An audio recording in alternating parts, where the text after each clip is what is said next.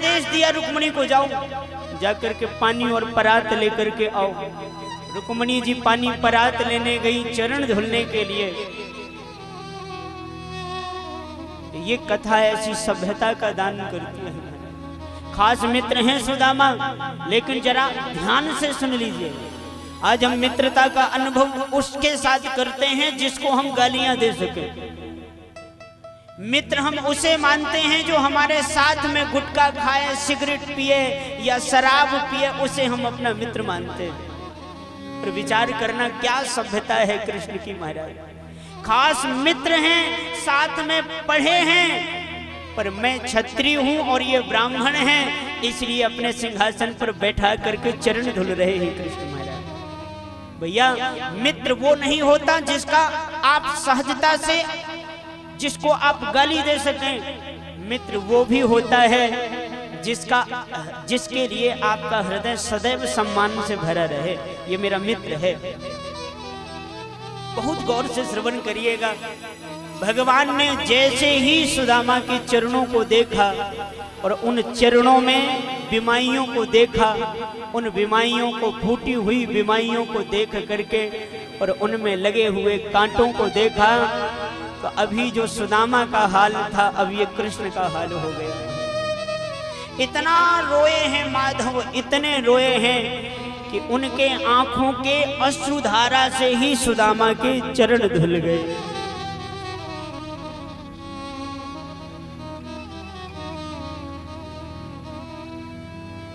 ऐसे बेहाल विमायन सो पग कंटक जाल लगे पुनि जोए, कंटक जाल लगे पुनि जोए।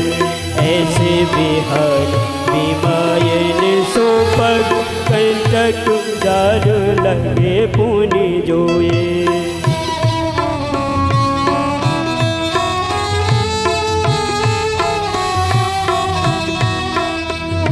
हाय महा दुख पायो सखा,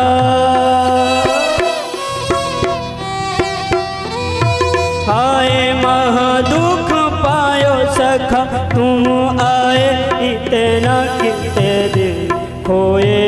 देख सुदामा दीन दशा, करुणा करके करुणा निधि रोए। देख सुदामा दीन दशा, करुणा करके करुणा निधि रोए।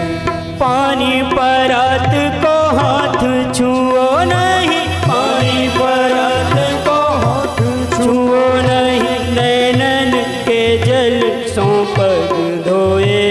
देख सुदामा की दीन दशा, करुणा करके करुणा निधि रोए। करुणा करके करुणा निधि रोए, करुणा करके करुणा निधि रोए। और इतना रोए हैं प्रभु कि भगवान ने चरण धुल दिए सुदामा जी के।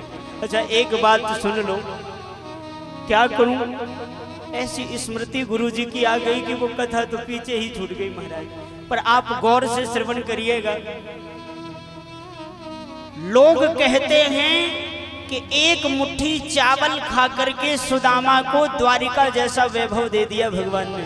पर ध्यान रखना भैया, आप ध्यान से सुनना, कुछ ले करके बदले में कुछ देना ये इंसानों का काम होता है।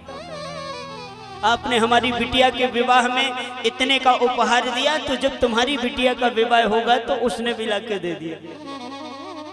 ध्यान रखना, कुछ ले करके कुछ देना ये भगवान का काम नहीं। भगवान तो बिना कुछ लिए ही आपको दिए जा रहे हैं, सदैव दिए जा रहे हैं, अनवरत दिए जा रहे हैं। और बहुत गौर से सुनना, एक मुट्ठी चावल खा करके नहीं, सुदामा आए तो सुदामा ने अपने आंसुओं के द्वारा अपनी गरीबी प्रदान करी भगवान को। और सुनो, धर्म पालन करने पर भगवान इतने प्रसन्न हो गए कि उस सुदामा को आंसुओं के द्वारा अपनी सारी जगीरी अर्पण कर दी चरणों में। सुदामा सुदामा को अंतःपुर में लेकर के गए, स्नान इत्यादि करा करके, और महाराज सुदामा को भगवान ने खूब सुंदर आतिथ्य किया। सुदामा को पलंग में पौढ़ाया, और सुदामा को पलंग में पौढ़ा करके, और आप विचार करिएगा, वो साक्षात नारायण, जिस नारायण के चरण दबाती हैं, चरण पलोटती है महारानी लक्ष्मी, वही नारायण आज सुदामा के चरण पलोट रहा है। महाराज सुदामा के चरण दबा, देवी पर्यचरत साक्षात चामर व्यजनेन वही।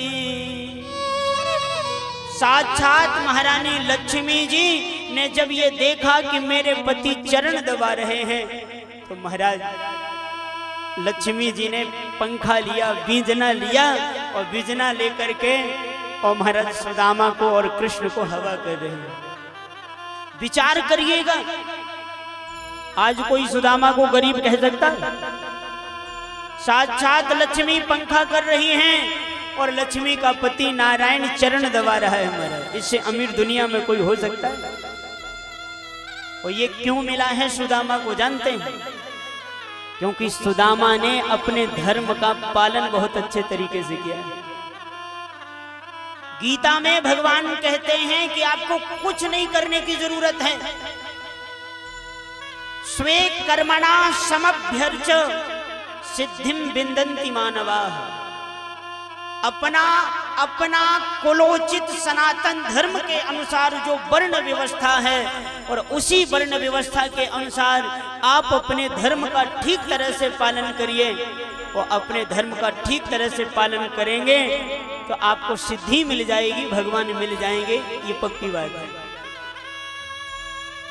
अरे यदि आपको भगवान ने ब्राह्मण बनाया है तो ब्राह्मण का जो कर्तव्य है उस ब्राह्मण के कर्तव्य में डटे रहिए। यदि आप क्षत्रिय हैं तो समाज सेवा का कार्य, और महाराज कभी आपकी आंखों के सामने गलत ना हो, इतना भी यदि आप ध्यान दे रहे हैं तो भगवान आपसे प्रसन्न हो जाएंगे। यदि आप वैश्य हैं, व्यापार कर रहे हैं, व्यापार ही आपका कार्य है, बनिया है, आप वैश्य कुल में प्रकट हुए हैं, आप जन्म हुआ है, तो दुकान में आया हुआ प्रत्येक ग्राहक को भगवान मान करके उचित से उचित मूल्य पर सामान दे करके भी आप भगवान को प्राप्त कर सकते हैं। ऐसे कितने उदाहरण हैं महाराज। और यदि शूद्र कुल में जन्म हुआ है तो सेवा करके आप ब्राह्मणों को जो नहीं मिलेगा, एक शूद्र को वो सेवा करने में फल प्राप्त हो जाता है। 4 बजे प्रातः काल ठंडी में जग करके नहा करके, और महाराज अपरस में 2 घंटे तक मंदिर की मूर्ति में जो पूजा करने का फल है, वही एक शूद्र को मंदिर के सामने एक हमारे चौथे वर्ण का जो हमारा ही भाई है, जो हरिजन कहलाता है, जो भगवान का खास जन है, वही उस मंदिर के सामने झाड़ू लगा दे तो ना नहाना पड़ता, ना चंदन लगाना पड़ता, ना पूजा करनी पड़ती।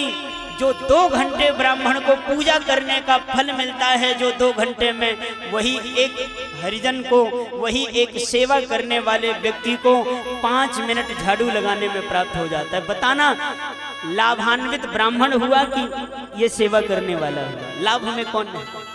यहाँ तो ठंडे ठंडे पानी में नहाया उसने, और जाकर के महाराज संध्या वंदन किया, चंदन लगाया और भगवान को स्नान कराया और दुनिया के नाटक किए उसने, तब जाकर के उसे जो पुण्य प्राप्त होता है केवल सेवा करने वालों को 5 मिनट झाड़ू लगा देने से मिल जा रहा है। बताना फायदे में कौन हुआ? इसलिए सनातन धर्म को समझो और सनातन धर्म के अनुसार उसकी वर्ण व्यवस्था को समझते हुए और अपना जीवन सुयोग बनाओ महाराज। अपने अपने काम को ईमानदारी से कर करके और हमें भगवान की प्राप्ति हो सकती है। विद्यार्थी आज पढ़ाई करते हैं और पढ़ाई को वो बोझ मानते हैं या फैशन मानते हैं, पर पढ़ाई भी तपस्या है महाराज। अध्ययनो परमम तपः, भगवान ने कहा गीता में। ये अध्ययन भी तप है, तपस्या है। और बहुत गौर से सुनिएगा, जो बच्चा ज्यादा से ज्यादा अभाव में पढ़ेगा, कमी में पढ़ेगा, अरे महाराज कितने ऐसे आईएएस और कितने ऐसे जो है महाराज कलेक्टर बने हुए हैं जिन्होंने पड़ोस के घर में जाकर के उनकी लाइट से पढ़ा है, उनके घर में लाइट भी नहीं थी। क्योंकि अध्ययन तप है, अध्ययन मौज नहीं है हमारे। और अपने धर्म का पालन किया सुदामा ने, तो देखो जरा इसे क्या मिला। भगवान हंस करके बोले कि क्यों मित्र, आपने गुरुकुल में जाकर गुरुकुल से जाने के बाद में विवाह किया कि नहीं किया? तो जरा गौर से सुनिएगा। सुदामा बोले हाँ हाँ मित्र, हमने विवाह किया और हमारी पत्नी को नाम, तेरी भाभी को नाम है सुशीला, और जैसी वा को नाम है वैसी वा को काम है। बड़ी सुशील है वो, बड़ी पतिव्रता है। और एक बात कहे कन्हैया, आज जो हम जिंदा हैं उसी की वजह से हैं। बाको प्रेम ना हो ना, और बाने अपनी नजरन को सहारो हमें ना दियो हो तो हम आज बचते ना। और धन्य है वो पत्नी महाराज, धन्य है वो पत्नी जिसने ऐसा काम किया है कि 10 लोगों के बीच में उसका पति गर्व से कहता है कि भगवान पत्नी दे तो मेरी जैसी दे। और प्रत्येक मैया का, प्रत्येक कन्या का ये नियम होना चाहिए, संकल्प होना चाहिए कि मुझे ऐसा कार्य करना है। प्रत्येक बेटा ये संकल्प ले कि मेरे पिता जब बाहर जाकर मेरे बारे में ये कहें तो सिर्फ उनके मन से यही निकले कि भगवान बेटा दे तो मेरा जैसा दे। प्रत्येक बिटिया का ये लक्ष्य होना चाहिए जीवन का कि मैं पढ़ पाऊं या ना पढ़ पाऊं, मैं कुछ कर पाऊं या ना कर पाऊं, पर मैं ऐसा कुछ करूंगी, ऐसा कुछ बनूंगी कि मेरे माता पिता गर्व से कहें कि भैया बिटिया हो तो मेरी जैसी हो। सच माने ना, आपका हमारा आना इस दुनिया में किस लिए हुआ है? आप हम जो दुनिया में आए हैं अपने लिए नहीं आए, अपनों के लिए आए। बहुत गौर से सुनिएगा। आपके माता पिता ने अपनी खुशी के लिए अपने शरीर को न्यौछावर करके आपको प्रकट किया है, जन्म दिया है। शास्त्र कहता है कि 1000 बिच्छू एक साथ डंक मारते हैं और तब जितना दर्द होता है उतना एक माँ को बेटे को जन्म देने में दर्द होता है। और उतने दर्द के साथ तुम्हें इस दुनिया में लाया है जिस शख्स ने, और तुम कहो कि हमें तुमसे कोई मतलब नहीं, हम तो हमारी दुनिया अलग है, हम अपने लिए जिएंगे, अपने जैसा जो हमको अच्छा लगेगा वैसा करेंगे। तो ध्यान रखना, तुमसे बड़ा हत्यारा और तुमसे बड़ा पापी कोई और नहीं हो सकता।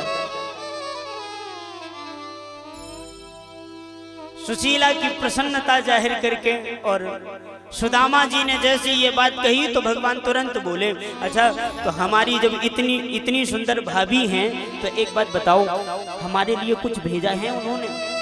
तो सुदामा ने अपनी कांख जरा जोर से दबा ली। अरे इतने बड़े महाराजा के सामने हम ये 4 मुट्ठी चावल दे? भैया बैठ जाओ, कथा सुनो, जी चढ़ियों बाद में मैं सुदामा ना, मेरे घर में भी चावल है।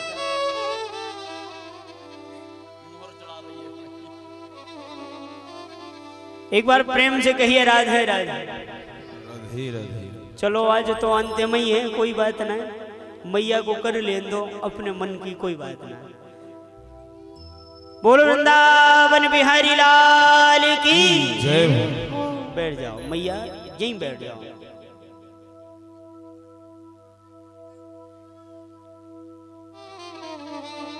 सुदामा ने अपनी कांख जैसी दबाया तो भगवान ने कहा कि मित्र एक बात तो बताओ, जब से आप आए हो तो हम देख रहे हैं कि आपका ये दाहिना जो हाथ है ना वो उठा उठा सा नजर आ रहा है। सुदामा बोले नहीं भैया और कोई बात नहीं है, और वो थोड़ी पैदल चल के आए ना इसलिए हिलता गया, इसलिए वो थोड़ा उठा उठा है। भगवान बोले लो, हो रहा है दर्द हाथ में, और जब से हम पैर दबा रहे हैं जरा अपना हाथ लाओ। और भगवान ने स्वयं सुदामा का हाथ पकड़ा और सुखदेव भगवान लिखते हैं स्वयं जहार किमिदम स्वयं भगवान ने हाथ पकड़ के जैसे ही झटका मारा तो वो चावल की पोटली नीचे गिरी।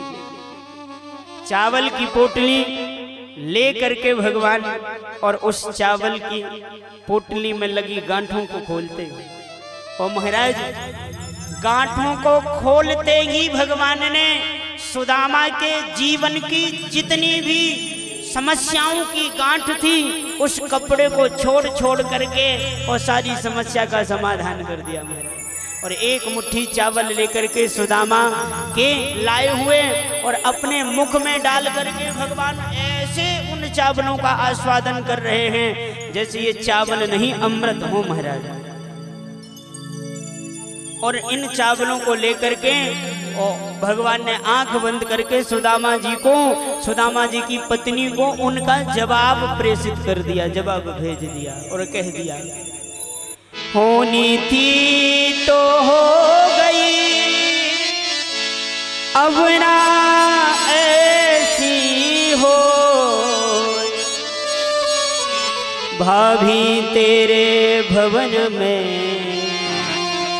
नित्य द्वादशी हो, नित्य द्वादशी हो।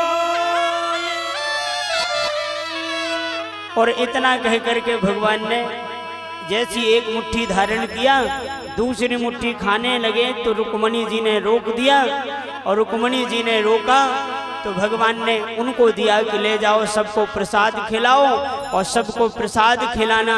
और श्री सुदामा जी इतने भाव में भर गए कि सुदामा जी महाराज इस दृश्य को देख करके बड़ा आनंदित हुए और प्रसन्न हुए। और सुदामा जी महाराज कहते हैं, प्रभु यदि आपका सहारा हमको न होता, यदि आपका सहारा न होता तो न जाने हमारा क्या होता। बड़ा प्यारा भाव है, आइए हम सब लोग ग्रहण करते हैं। और इधर झांकी भी आपके यहाँ लाई ही गई है, आप दर्शन कर ही रहे हैं, दर्शन कर लीजिए। और इसी भजन में सुदामा जी भी आ जाएंगे और भगवान भी उनसे मिल ही लेंगे, और मिल करके वो चावल भगवान ने खा ही लिया है, अब न खाएंगे चावल। और आइए बड़े भाव से हम लोग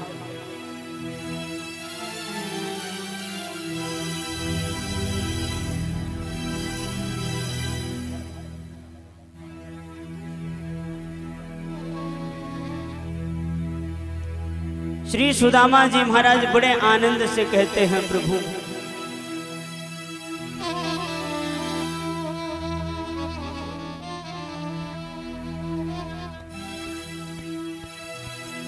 श्री सुदामा जी महाराज भगवान के अनंत उपकार धारण करके और विचार करने लगे, प्रभु आपका ही तो सहारा है, और आपकी कृपा यदि नहीं होती तो हमारा क्या होता। सुदामा जी कह रहे, अगर श्याम सुंदर का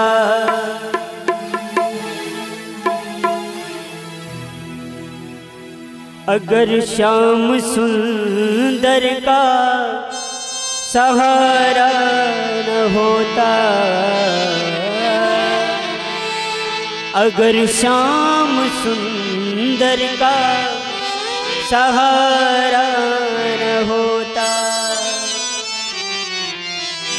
अगर श्याम सुंदर का सहारा न होता, अगर श्याम सुंदर का सहारा न होता, अगर श्याम सुंदर का सहारा न होता, अगर श्याम सुंदर का सहारा न होता, अगर श्याम सुंदर का सहारा न होता, तो दुनिया में कोई हमारा न होता, तो दुनिया में कोई हमारा न होता, तो दुनिया में कोई हमारा न होता, तो दुनिया में कोई हमारा न होता। श्री राधे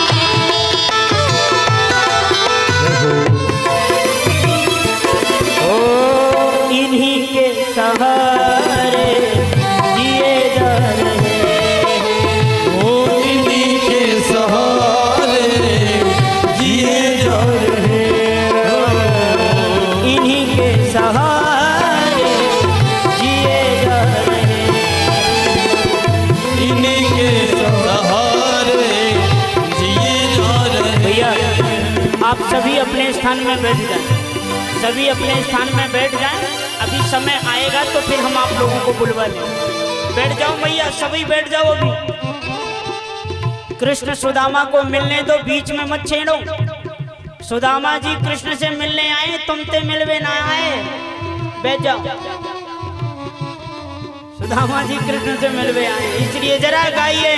श्री सुदामा जी महाराज कह रहे, ओ इन्हीं के सहारे जिए जा रहे, वो इन्हीं के सहारे जिए जा रहे, नाम का अमृत पिए जा रहे, वो नाम का अमृत पिए जा रहे, ओ नजरे करम का इशारा न होता, नजरे करम का इशारा न होता, नजरे करम का इशारा न होता, वो नजरे करम का इशारा न होता, तो दुनिया में कोई हमारा न होता, दुनिया में कोई